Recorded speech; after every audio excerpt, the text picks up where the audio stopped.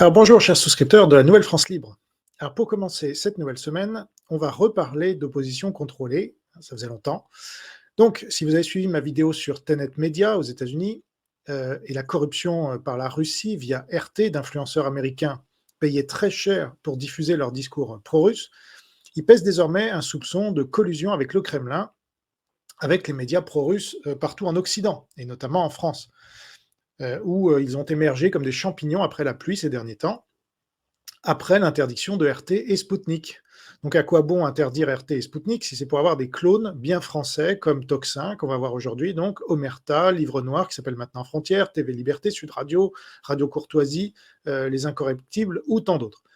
Donc on voit bien que Macron n'est pas dans le camp ukrainien. D'ailleurs, c'est pas lui qui a interdit RT, mais c'est l'UE. Lui, il encourage TikTok, et l'histoire de Telegram, elle s'est faite sans lui. Par les services de renseignement français, il a été mis devant le fait accompli. Ça, je l'avais bien démontré. Donc, Toxin, dont on va parler aujourd'hui, comme tous les pro-russes, sont d'ailleurs vent debout contre cette arrestation de Durov. Alors qu'on parle quand même, dans l'accusation, notamment de vidéos d'un bébé de 4 mois violé et que Durov n'aurait pas voulu retirer de son réseau. Donc, la justice française va peut-être faire comme la justice américaine et révéler certaines connexions avec le Kremlin.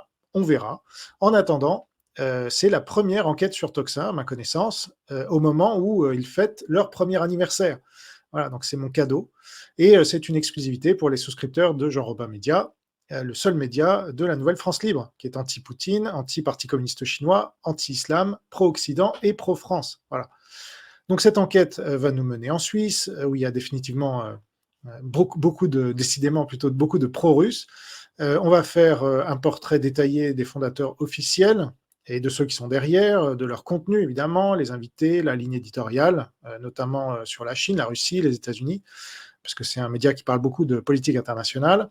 Vous saurez tout ou presque. En plus, j'ai un historique avec Clémence Oudiakova, qui est une des responsables de ce média et qui m'avait piégé quand elle était sur Radio Courtoisie.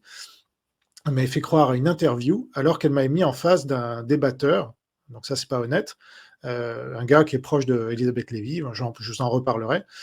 Et donc oui, on est bien dans les sphères souverainistes là, soi-disant, mais en fait pro-russo-chinoises, une fois de plus, comme vous le découvrirez en détail.